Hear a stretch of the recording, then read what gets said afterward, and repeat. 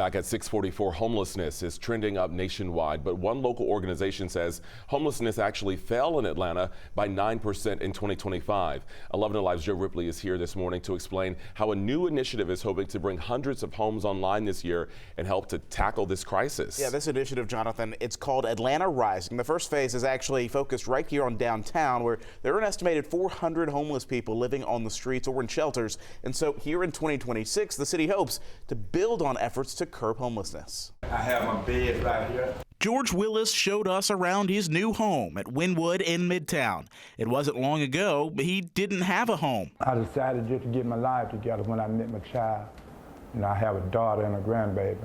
I met them about 5 years ago. I haven't seen them in about 30 years. Living spur of the moment in the streets paled in comparison to spending time with his family and getting his life back on track. I guarantee you, anybody that get a place and be able to sit down for a month, you know, and get his thoughts back together, you know, I don't believe too many people to go back to the street. At least sincere about what they're doing. Our job is to create and execute the strategy to reduce men homelessness in the city. Cathryn Vassell, CEO of Partners for Home, says the organization and Atlanta City Partners are spending $212 million to tackle homelessness through the Rapid Housing Initiative and permanent supportive housing like at the Wynwood Apartments. At any given time, the city of Atlanta has about 3,000 people who are experiencing homelessness, either in shelter, transitional housing, or sleeping on our streets. Vassell expects hundreds of new homes to come online over the next year as the city tries to build or redevelop affordable homes. I feel good, sir.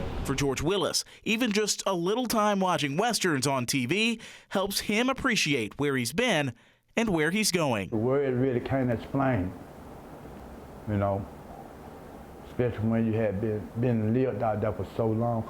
Anytime somebody offers you some help like that, you get another chance in life.